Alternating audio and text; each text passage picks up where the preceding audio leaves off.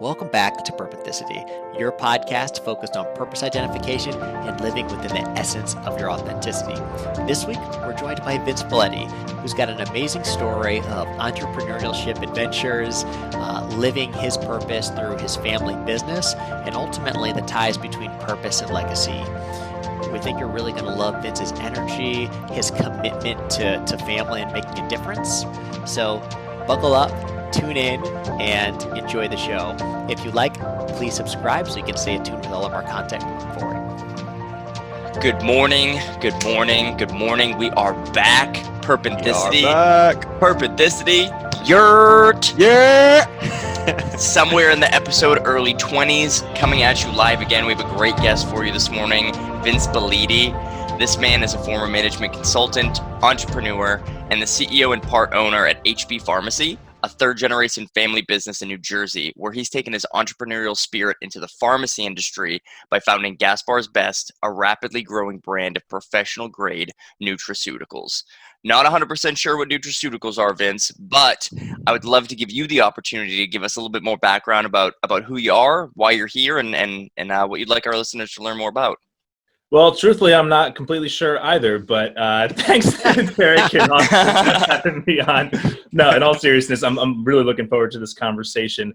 But yeah, I mean, I've been through a couple different journeys entrepreneurially, but I think that's just always kind of how I felt I was, meant to make an impact on the world. And it kind of led me to rejoin the family business and add my own spin on it. Nutraceuticals is a fancy way of saying dietary supplements, but more of a professional element to it.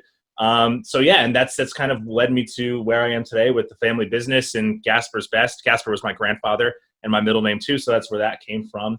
And navigating all the fun challenges of COVID-19 as a business owner and that kind of stuff. And yeah, here we are. That's what it's about these days. That's amazing, man. Yeah, well, thank you for joining us. And yeah, you hit really in the heart where it's talking about, well, being a business owner and a content creator, or even just like a human in 2020 with going through COVID-19 and every crazy thing that this year has been. So I'm sure there's a whole box of web or, ball of web that we can dive into from that. How much time you got? Yeah. Well, Vince, I think before we dive into it, we always have to share how you and I got connected. So shout out to Isaac Moore, University of Maryland guru. And basically what I loved about our first conversation is that you seem to just be doing so many different things. And, I don't even think your 30-second just little intro probably does it justice to the full Vince experience and everything that it is you're trying to create. So I guess maybe we'll start going backwards here, but can you take us, like what you're doing day to day right now? We know you're, COO at HB Pharmacy, and that also tails into a lot of other things, which I think will tee us up really nicely for your purpose and your pursuits later. Yeah, big shout out to Isaac. Thanks for the introduction on that. That was one of the best conversations I've had in so long. Just so much energy back and forth. I was like, let me go. I'm going to go do something after. Yeah. But yeah, it's been an interesting journey. I think what COVID has taught me and a lot of us probably is about really taking a step back and taking a breath and looking at what's valuable and most important and how to best use your time and resources. I think as a business owner, I'm totally ripping this from, I think I saw it originally with Robert Kiyosaki. I'm sure he ripped it from somewhere else too, but it's like, are you building pipelines or are you carrying buckets? Meaning, are you out there running around, just doing all the stuff, or are you trying to build a system and a team and a way to actually, go ahead and execute all of those things that are going on day to day? So COVID-19, as much as it's been such a challenge, it's been an incredible opportunity and experience for us to reset, take a step back, and the amount of improvements that we made to our, the way our cash flow works, to the way our operations work, and all of that kind of stuff has just been awesome. I mean, the amount of improvements we've made in the last 6 months are more than we made in the previous 4 years that I've been here. So it's pretty awesome to see that. As challenging and difficult as it's been, that's an opportunity for all of us to kind of, take a step back. And even with the online stuff we do with Gaspar's Best, it's been an opportunity to grow there as well. So, yeah. Well, no, thank you for that. And, I almost think we're doing probably you a disservice and also your business without kind of introducing like the familial element of this to you and like the larger meaning of that. So for our audience and our listeners, can you share a little bit about, I guess like your family's business as it relates, and it'll probably connect some dots as we go along the way. Yeah, sure. So my grandfather started the pharmacy in 1964. So he left his job. He had, my dad's older sister, and then literally my dad was just born. Another kid on the way. My aunt's actually, this is where is he? This is my dad right here for people watching at home. Hey, me with a lot less hair and ability to grow facial hair. I'm hoping I hit puberty some point this year. Vince, you're talking to my soul right now. Yeah. Look at this. All right, okay. I mean, this is the best I've got. Same. Oh, Derek, you know what? Get out. I'm booting you. Yeah. I can't compete with that.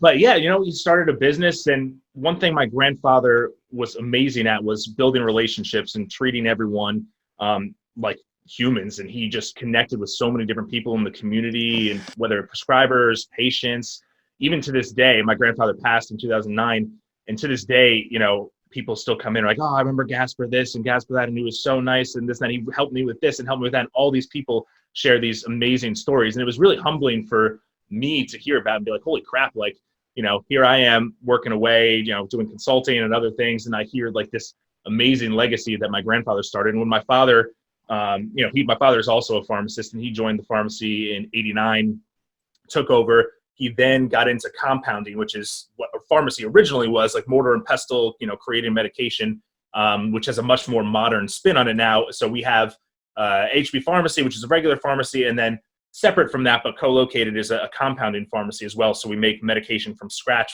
based on a doctor's order. And that was kind of him going in that direction of healthcare. And hey, we can be more individualized and more, find more creative ways to get to the root cause of a problem and that kind of stuff. And so when I joined, looking to add on to that legacy and that tradition, that's what kind of led me down the fitness and nutrition side of things. Like, hey, there's a whole aspect of healthcare that we're not talking about here. And my grandfather, since, anyone who will listen will say he was the first pharmacist to say, hey, you should be taking less medication, or which is, kind of counterintuitive to business if you think about what a pharmacist is. But that's kind of what we do here and how we've approached it and how the business has changed over the years. And that's kind of how I've been able to, combine with the family legacy in that sense and kind of help it grow from there. And that's what led us to create the online site. And so we can actually expand that legacy beyond just New Jersey, where we're physically located. Yeah, I love the saying that you invented, the building pipelines are carrying buckets, that you came up with. That Vince original. Right, yeah. Not ripped from anything. Yeah. TM. Yeah. It's super powerful. I don't know. I mean, it sounds like something I probably should have heard by now. I can't remember if I've ever heard it or not, but I love it. How do you, I guess maybe we can start with like, what does that mean to you in regards to like what you're doing right now? That's a good question. I think it's just a matter of, I guess kind of when COVID first hit, and the pharmacy specifically, we had no idea what to expect or what to do. And we actually shut down the pharmacy, like the over-the-counter area of the pharmacy, before the state of New Jersey told us to. And we started, putting up, we have a little bubble out there and that kind of stuff, and everyone was wearing masks. We were doing that way before everyone told us we had to, mostly because two of our pharmacists here are from Korea, and they were seeing what was going on in their home country, and they're like, we got to do this here. So thanks to them, they kind of helped us be more proactive. So we were, as I coined, ahead of the curve to flatten the curve in that sense. But when, that stuff all hit, essentially we were like, holy crap, no one is writing prescriptions. Our volume just disappeared overnight at one point, which you would think like, oh, you would expect a pharmacy to be busier. And we were in some ways, but all of a sudden all this stuff was gone. So to me, it was just, okay, so much of this is out of my control. What can I actually influence? And for pharmacy, we have a very high cost of goods industry. So I just said, okay, I need to spend all of my time, or most of my time, doing things that'll move the needle immediately and positively. So that just came down to inventory control and payroll. A couple people took a little bit of a pay cut to temporarily the higher paid employees, so we could keep everyone on staff here. So we did that as well. But mostly it was looking at the inventory and saying, okay, how can we better, do demand planning? And we know someone's coming in next month, so why are we buying this now when we can buy it next month and they can come and get it immediately the next day? So just really controlling those costs immediately is what happened there. And then for, the website, it's just mostly, we added a chat feature. So I was just, hey, chat, you need help with this, just going above and beyond, help people with that, and making sure, shipment was a little crazy too. But yeah, I mean, mostly it was learning how to best use your time in a way that best uses the needle. For me, that's how I recently have been implementing that philosophy, I guess, that I made up. Yeah. No, appreciate the context there. And I think it ties into something that you said earlier, which kind of leads me to the larger vision with HB Pharmacy or Gasper's Best. I mean, you said something very specific. We want to make this like the human experience. Like we're not just making medicine to do it. To be quite honestly, I almost heard it's like if you don't need medicine, then we don't want to prescribe that to you. We want it to be very individualistic to the person. So it led me kind of thinking, so what is the larger vision for your business and, like the family, I guess, fingerprint that is inherently on it? Yeah, sure. That's a great question. Our goal or our main purpose, I guess, is to be a wellness destination, where people can come, for questions, resources, and then quality products and services if necessary as well, and even medication if necessary as well. Obviously, we work with prescribers who, prescribe those things and we dispense them, but it's ultimately trying to get to the root cause of what may be bothering someone to help them. We'll be the first person to say, hey, you know what? I don't think this product will help, or I don't think this will help. I really think, you should see a therapist, or, and then, we refer out, or that kind of stuff. So ultimately, it's about being a destination in that sense. And in this day and age, pharmacists in particular are some of the most accessible practitioners out there. We were talking about this before we started here, but you go to the doctor, maybe it takes you an hour to get seen. Maybe you get 10, 15 minutes. It's crazy what, cost crunching is doing to that side of the industry in some ways. But for us, we're used to people coming in and just grabbing an ear and asking questions. So making sure we're, one, of course, educated and qualified to handle some of these questions and referring out if not, but two, being that destination. And so to me, it was the website even was just kind of taking that and just bringing it on the internet and just allowing us to continue to be that, have that walk up to the counter, ask a question experience. I have a question, Vince. I hopefully have an answer, Derek. So I can imagine the family business. You had a role there if you wanted one at 18, 19, 20. Like pretty much it's there for you if you wanted it, right? Sure. In some ways, I was a delivery driver when I was 18 and 19. So yeah, if you think about it that way, so like obviously it sounds like you're like today you're super passionate about what it is that you do. Like I can hear the passion in your voice when you talk about your grandfather starting the business and like the care he gives to people, and it's inspiring you to do the same thing in like a now 20th century vision, like bringing it online. Obviously at one point in your life, you opted to say, no, thank you. I'm going to go get into management consulting. So like, that's a really interesting journey that I'd like to kind of hear your perspective on. It's like, what changed in your mind that said something that you originally didn't want to be a part of from a profession perspective now is like what you're passionate about? Yeah, it's a really funny story, actually.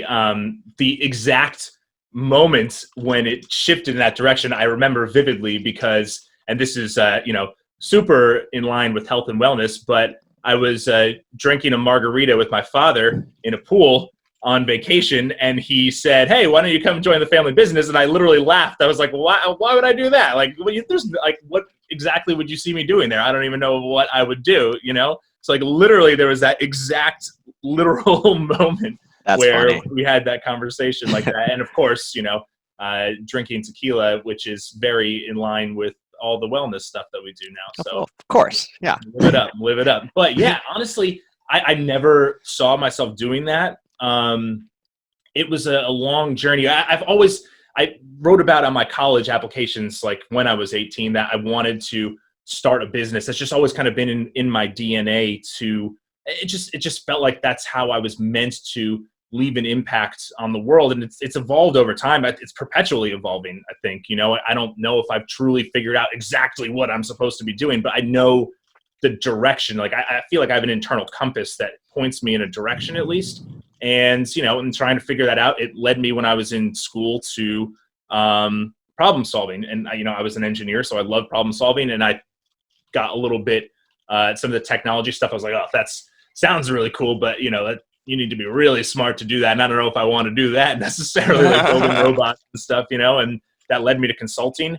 And when I was in consulting, I felt quickly, you know, there's a lot of these cookie cutter answers to these problems that we're doing. That's not even though it's, you know, problem solving, that's not necessarily what I want to be doing long-term either. So that led me to start a company called Career Peer with some people from school that we met, and you know, a colleague from Deloitte as well, which is a whole nother story, which if you want to get into, we can. But you know, essentially we started a company to help undergraduates figure out what they want to do with their career and their lives.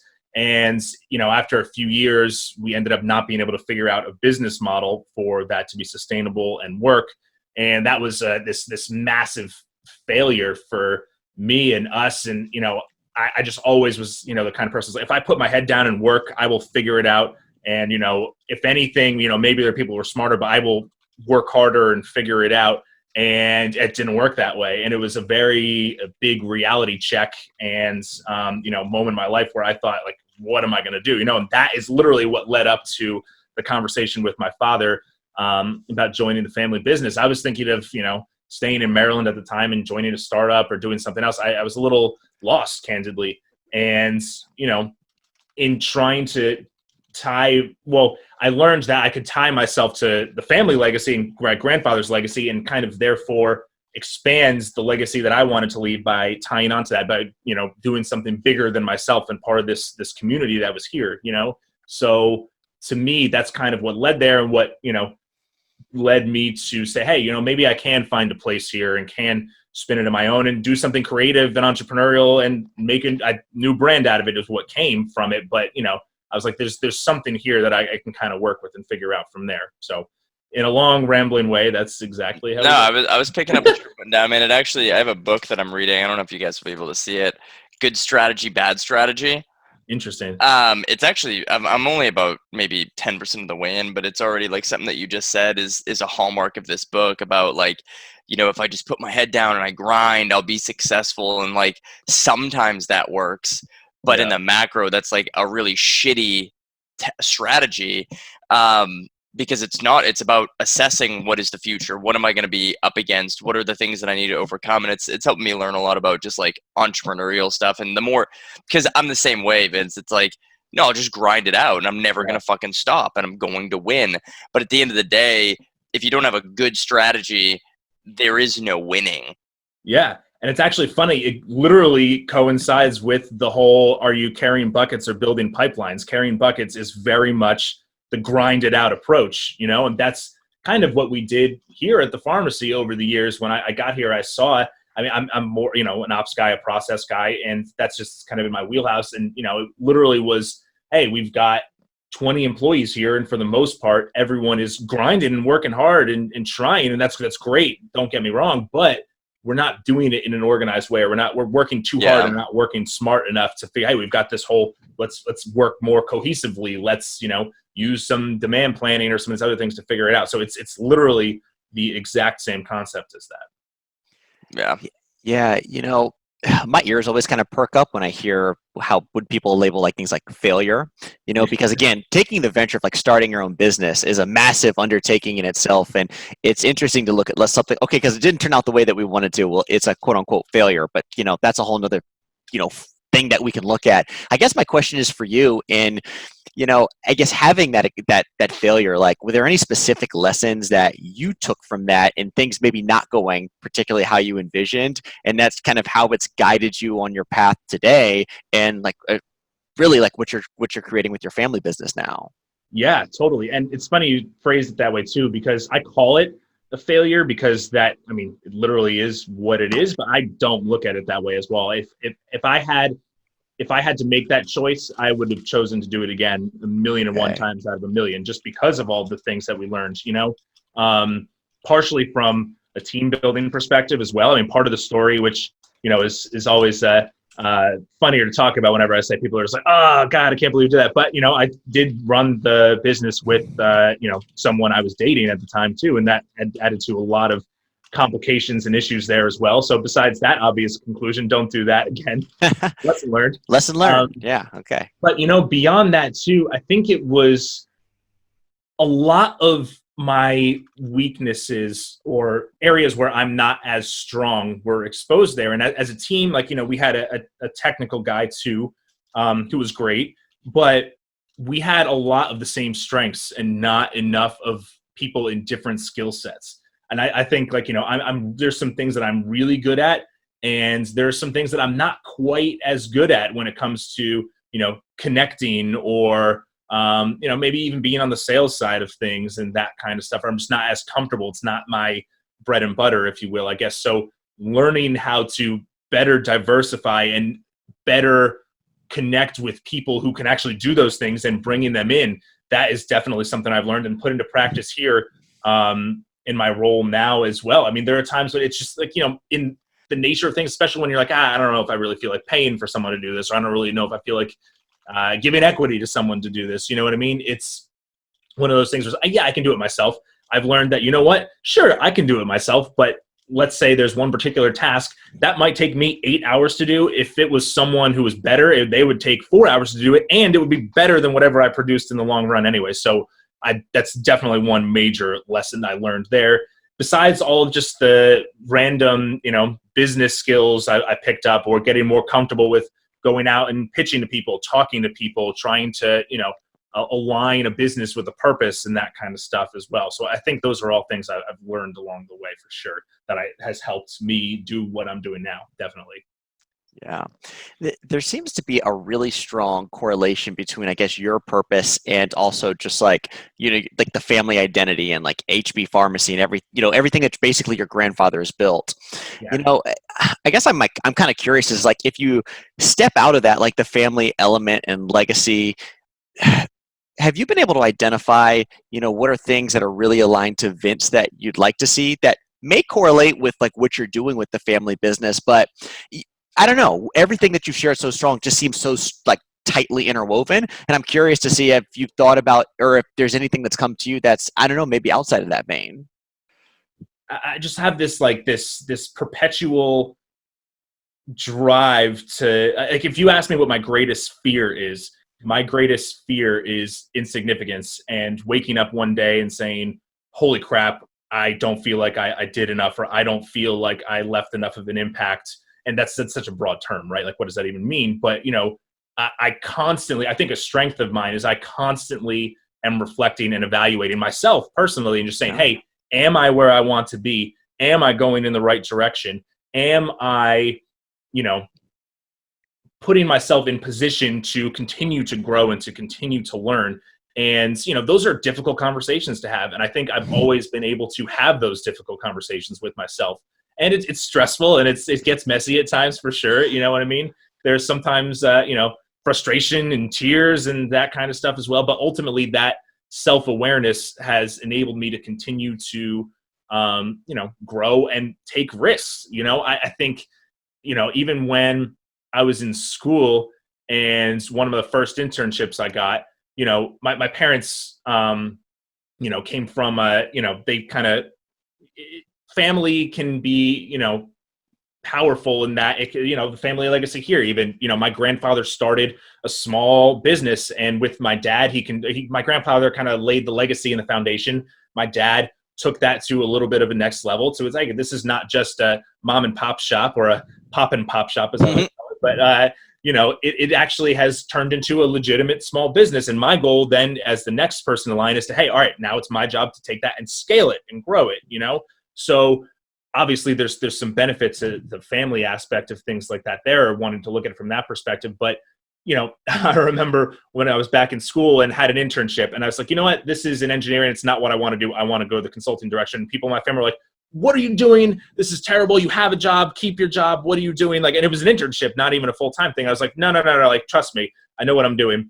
Went to the next thing, and then, eventually got the job in consulting, and within a year looking to quit that and start something else. Oh my God, what are you doing? You worked so hard to put in so many hours to get this job that you weren't even recruited for. I was in the engineering school, and they only recruited people in the business school, and I had to make so much effort to go out of my way and get that job. And now you're going to leave? And I'm like, don't worry. Like, I'm cool. Like, I got it, and like, it's definitely crazy in some aspects, and it comes from confidence. But I think I was able to build that confidence because I was willing to constantly put myself out of my own shoes and take a step back and say, where am I? How am I feeling?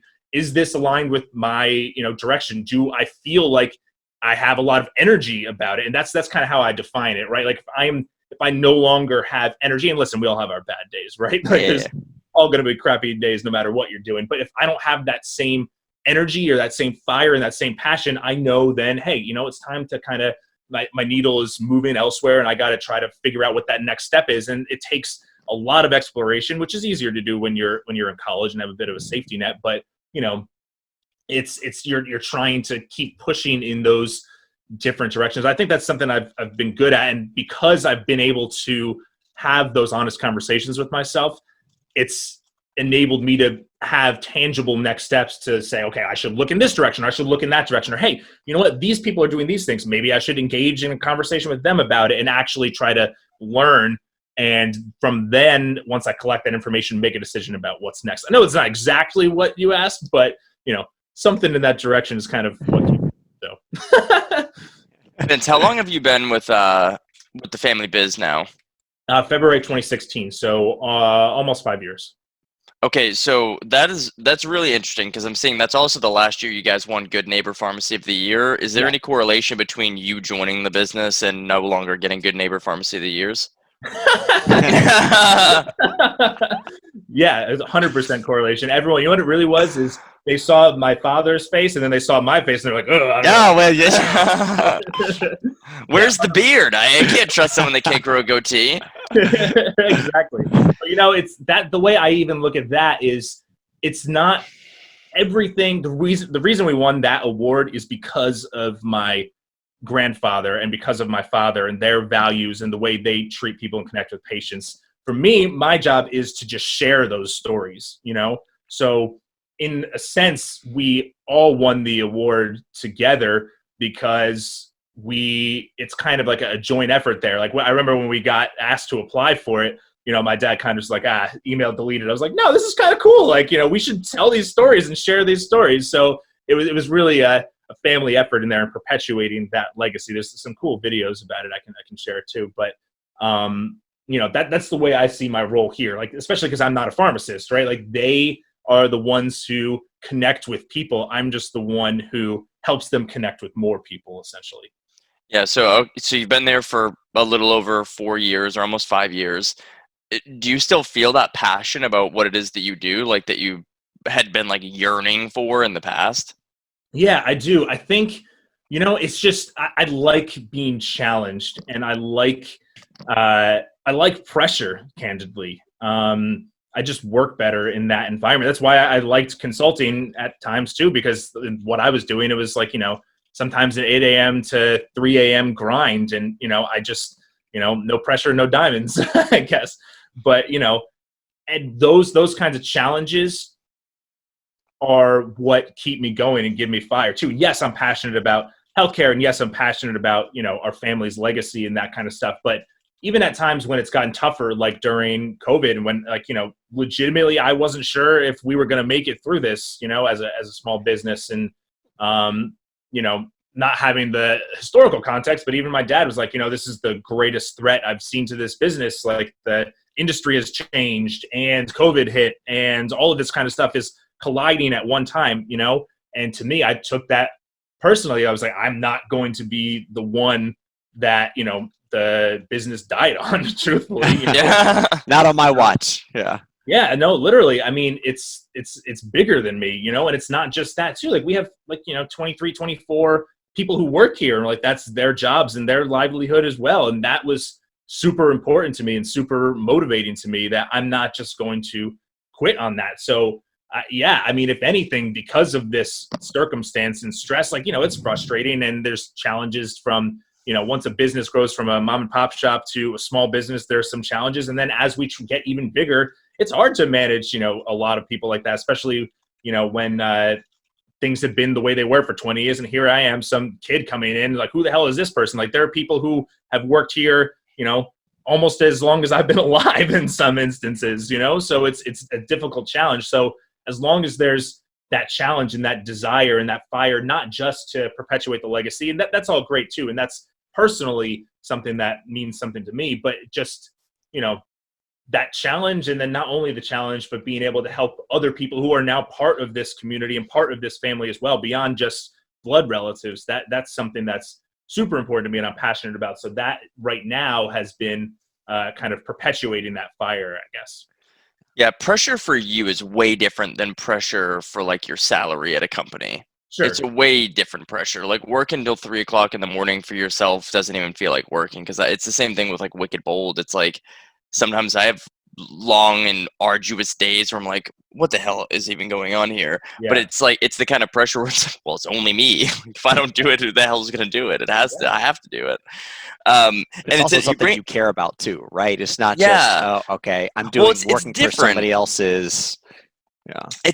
I mean, I personally have a challenge with that because, like, you know, the day job that I roll with, like, that's also super important to me. Like, I do, like, really go all in with the consulting that I do, but it's still a very different feeling for you versus someone else. Like, if I, you know, let's say I can't deliver on something today, I don't think I'm gonna have a hard time, like, falling asleep tonight. But if Wicked Bold started crumbling, dude, that would not be a good day for me. Exactly.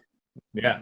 And Vince, you know, you mentioned some of the pressure on you guys, like small business and the like the pharmacy game changing. Like, honestly, I can't even remember the last time I went into like a family pharmacy in a city. It's like it almost you almost don't even think about that stuff. Honestly, like it's CVS or Walgreens is like the big names. Like you Yeah. go to the doctor, hey, even them, like which CVS do you want me to send your thing to?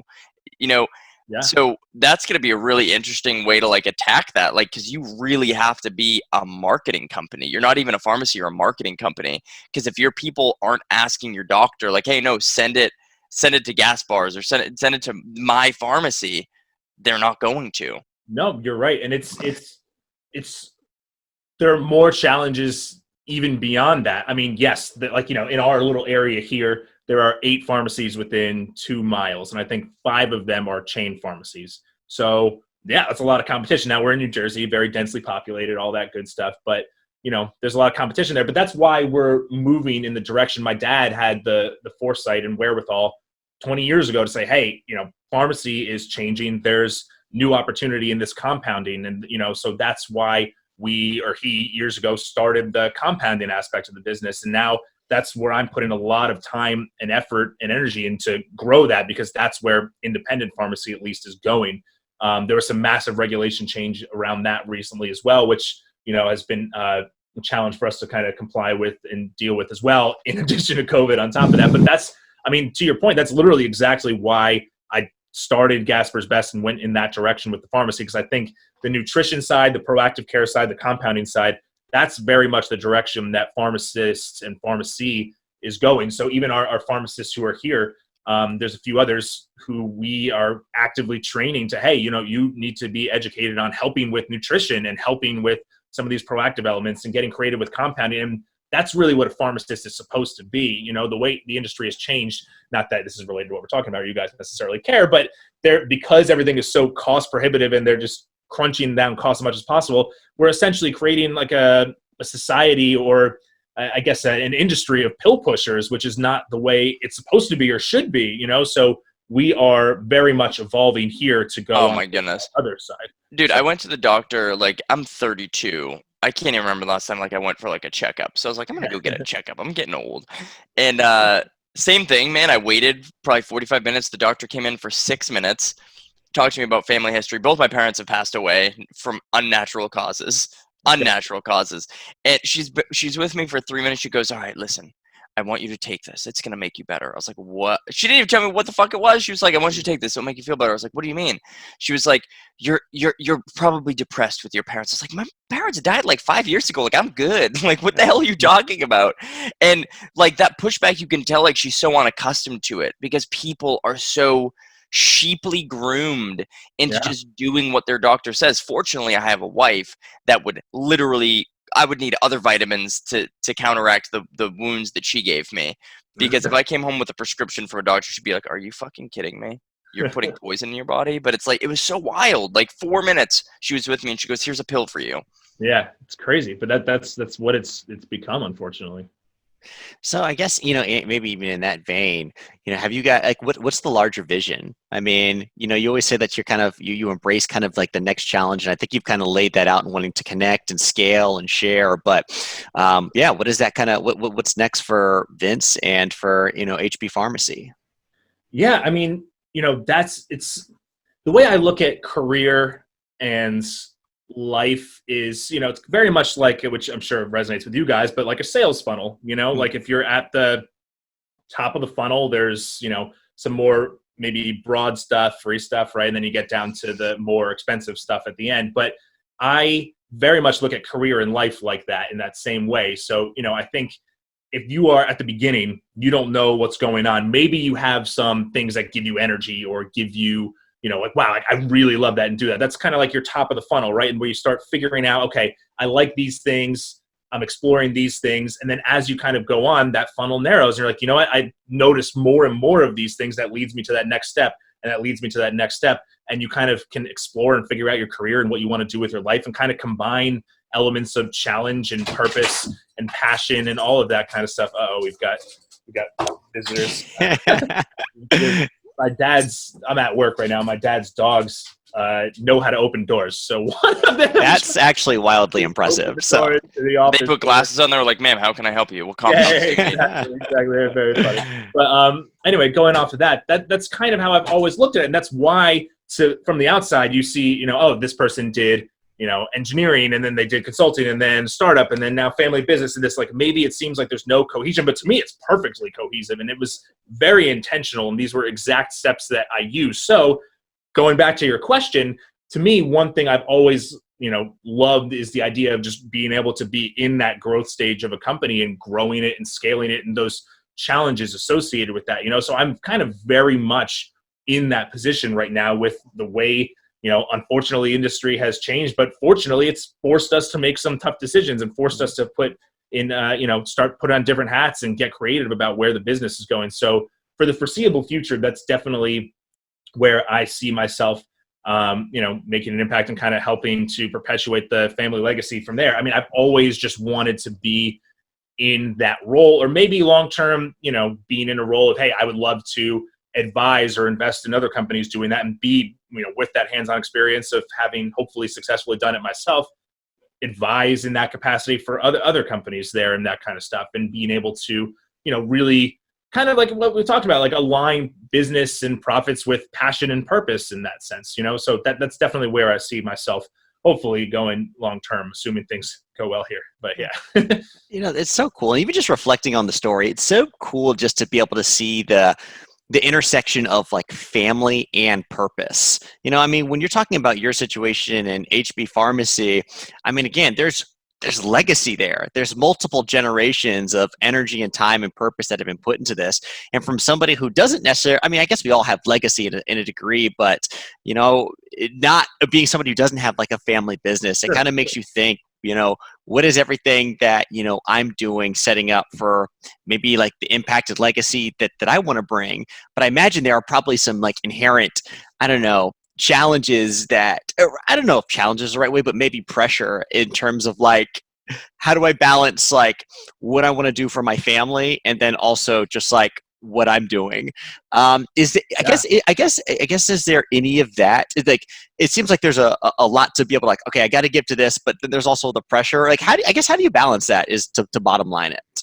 1,000,000% that exists. I mean, my dad and I have absolutely butt heads a lot, like to the point of yelling at each other over the years, even because, it's very different. He came from a really different background and perspective than I do, and it's kind of natural. But it's, the industry has changed so much over time, and having that kind of old school, new school kind of disconnect that's caused some challenges. But it's I think I've grown so much as a leader because of it, because it's forced us to say, hey, this is my land. Like, as a leader and a person, we all, or even individually, we all speak with our unique voice, right? And we all tend to listen through the lens of our own voice. But then when you talk to other people, that where the disconnect comes in is we have different voices, and not only do we have different voices, but someone is speaking in their voice and I'm translating it through my lens, and then there you go. Now all of a sudden there's a disconnect, right? So being able to better adapt and better connect with different personality types. My dad is very much a nurturer and a caregiver and that kind of stuff, which is what makes him so excellent at what he does. But he's not this person who has the strength on the business side necessarily, which is my strength. Not to say I'm pragmatic and ruthless, but you know what I mean? Like, that's just where and we had so many disconnects there. It took so much effort for us to, you know, adjust both of our lenses to truly hear and connect with each other. So on the family side, yeah, it caused so many challenges in that sense. But I think to me, that's, you know, something that my grandfather instilled in my father, and something that my father instilled in me, and something that I would hope to instill in my children someday, about continuing that legacy. And not even necessarily, you know, it's very easy to see here because we have a tangible legacy of, you know, continuing generation. And I think the statistic is most family businesses fail somewhere in the third generation, which is me, because something's lost in translation over the years and the industry changes and it's been a long time. And, you know, so being able to not just outside of the tangible aspect of the pharmacy,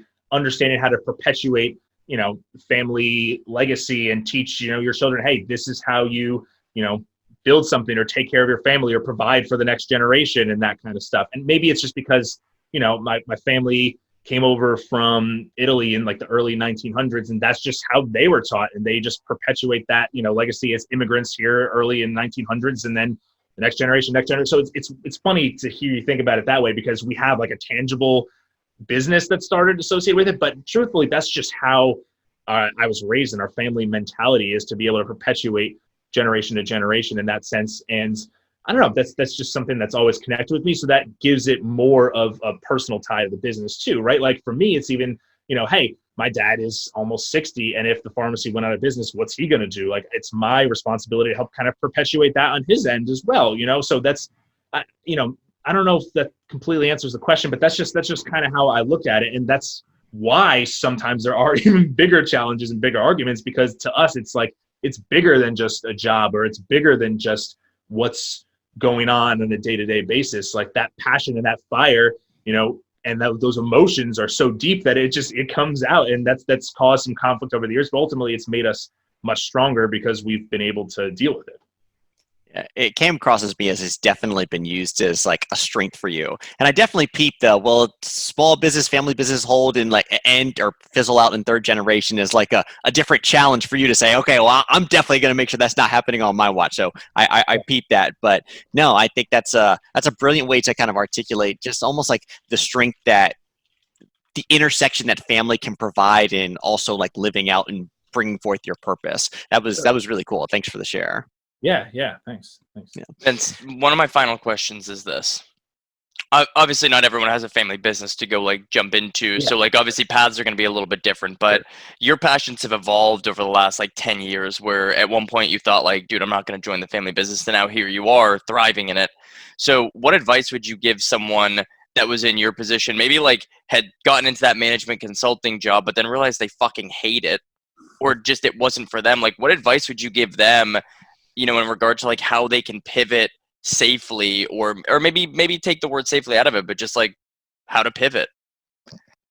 You know, it's a good question. I think it kind of comes back to what I was saying before about understanding where you get your energy, you know? And for me, it was one of those things where I was just always super passionate. Again, you know, it kind of connects to just the family stuff, but like, I've always just been super passionate about paying it forward and trying to, you know, figure out, hey, how, like, you know, I was, you know, given some opportunities. How can I help someone else get opportunity, you know? And to me, I saw an opportunity in the career space, and I still do some of those kinds of things casually, but I think it's about taking the time and the effort and energy and really have those tough, honest conversations with yourself. You know, if you hate what you're doing or don't like what you're doing, I mean, there's aspects here that I hate doing and don't want to do too. There's always going to be those aspects. So it's not like, you know, you're always going to be in this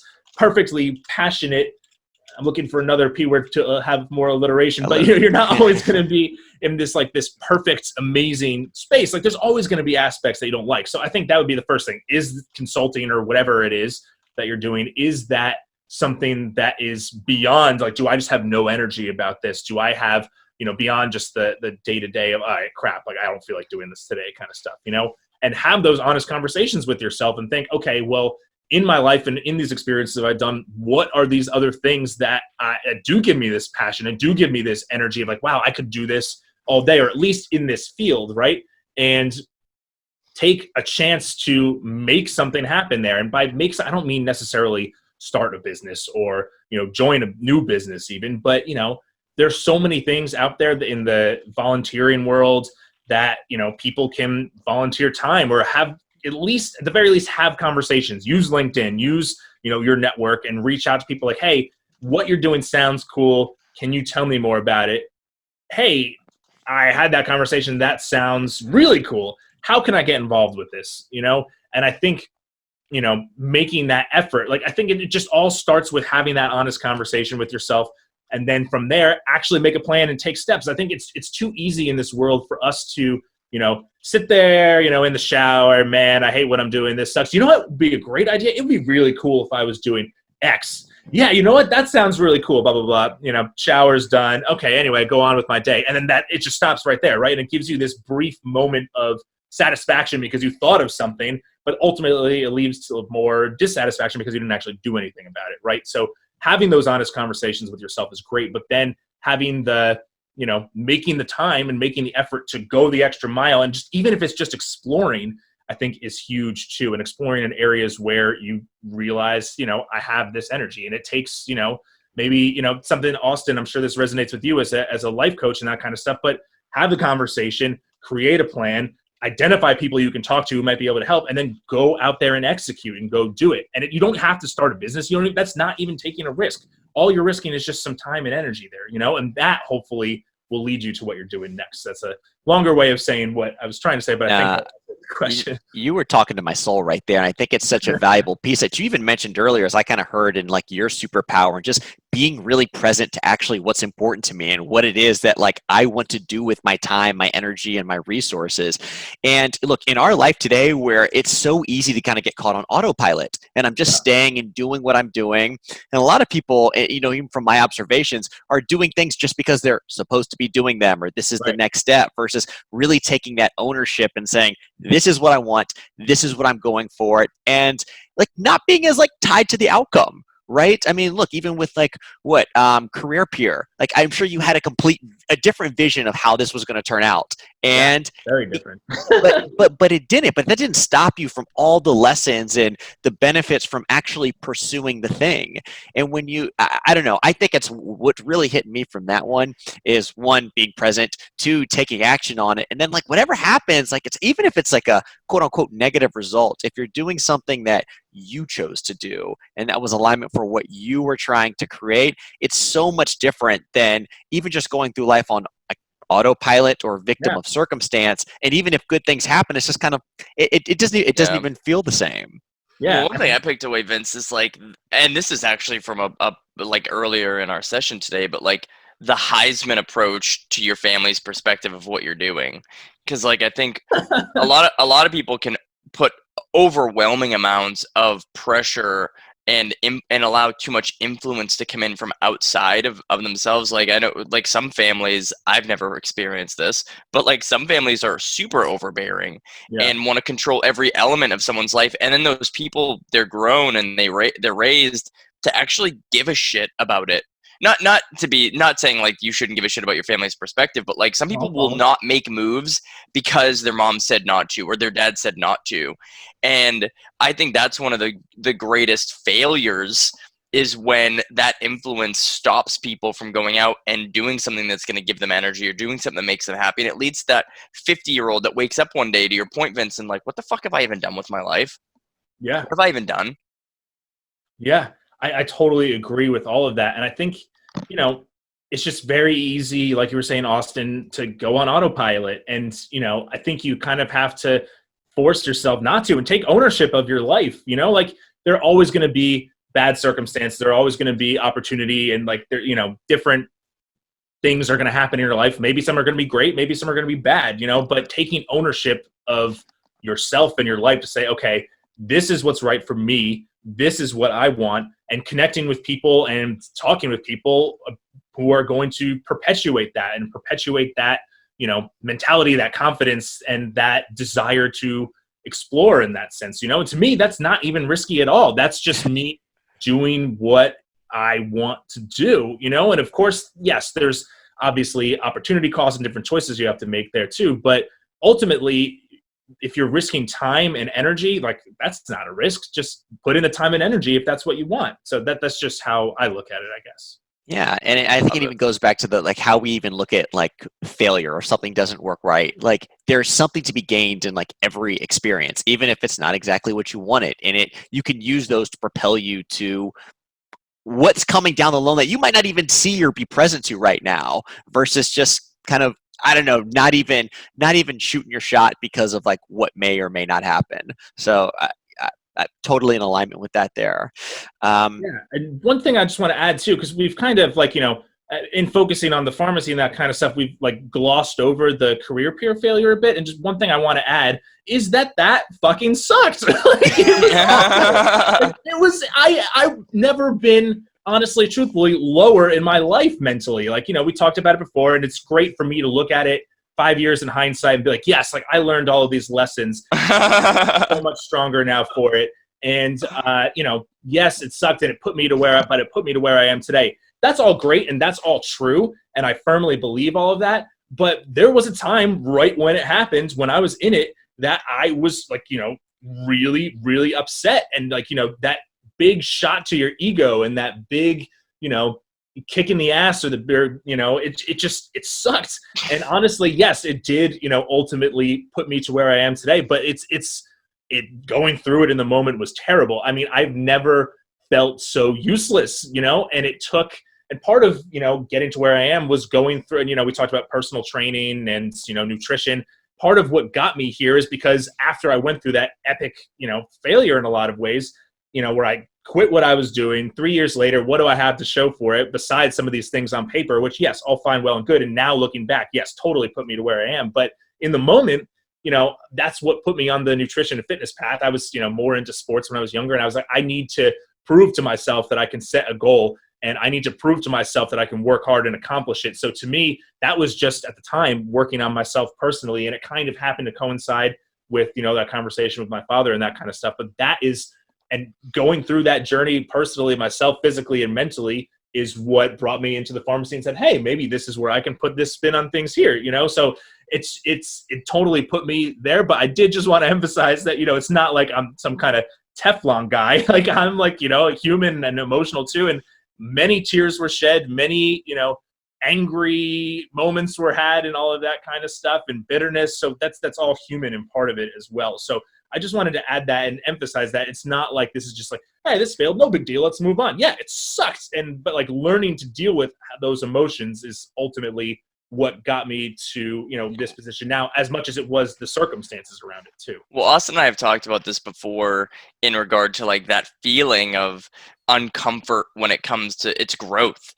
Yeah. The feeling of growth is shitty. It's really, really shitty. And all, like, you can look at it working out. You want to grow muscle? Good. It fucking hurts. Yeah. You want to grow as a human? It's going to hurt. Like, think about, I've learned more from the shitty relationships in my life that make me be in a great relationship today because of all the heartache that I've had, right? Oh. I've learned to be the professional I am because of the poverty I've experienced and the shitty. So that's the thing. Like, people are so afraid of that moment, but what the biggest failure ends up being in the permanent pain is when you go too long without just going to experience that growth pain. Because then that's just atrophy. Your life is an atrophy at this point. It's too late. Yeah. I'm glad you emphasized that, Vince, because it doesn't make that the suck doesn't suck, because it does. Like, it's not all sunshines and rainbows. Like, it sucks, but I think it's always the perspective. There's something to be gained from everything, even if it's not like what we expected, and that's part of the journey. And to kind of getting out of this, autopilot. There's good. I mean, life is all about balance. Like, if you have nothing but good, it wouldn't even feel good because there would be no bad to bring that to perspective, right? Yeah. So it's all part of the journey, man. And I got to say, just hearing you today, your drive, your fire, the passion that you have for your family, what you want to create. I mean, it's contagious. It was honestly what I felt after the first conversation that we had. And I was like, man, Vince is just a guy that, one, I think a lot of people really resonate with this story. And two, is somebody that's like, man, Vince is a guy that I want in my foxhole and my circle and my tribe with me, man. So we're so very appreciative that you would take the time to be with us and to share really candidly, your story and give us the insight into, what your family has created. And, as you're on the pursuit to finish that, we would like to give you the last word. If there's anything else that maybe you'd like to close this episode off with. Yeah, man. Thank you. Yeah, sure. I really appreciate you guys having me on too. And I echo what you said about, people on the team and kind of like you guys are like this. I love these conversations. It just gives me so much energy. So I really appreciate you guys having me on just talking, because now I'm going to be fired up all day and all weekend probably just about this kind of stuff. But, so thank you again. But the last thing I want to say too, that just kind of popped in my head there, is we live in this society today of instant gratification, where everything we need it instantly, that dopamine hit of a like on Instagram or like any of this kind of stuff, right? So ultimately what I've learned or tried to keep myself above, and listen, it's super easy to get swept up in it, right? But I try to keep my head above the instant gratification, field, if you will, because that ultimately is what enables you to get through those emotions, those tough times. Like Derek said, go through that pain and be okay with accepting that pain and knowing you're going to go through that pain, because, success is not something that happens in an instant. And success is something that's, ever evolving and perpetual, just like your purpose and that kind of stuff. So even when it comes to finding your purpose or, success, whatever that means, instant gratification is just so overrated. And I think that, that's unfortunately so prevalent in this world, but that's just not how it works. So the more you can kind of accept that, be self-aware, have those tough conversations with yourself, and be willing to accept some of the pain that inevitably will come along the journey, the better off you'll be. So yeah, thank you guys again for having me on. It's been an awesome conversation. Yeah, man, we've loved having you, man.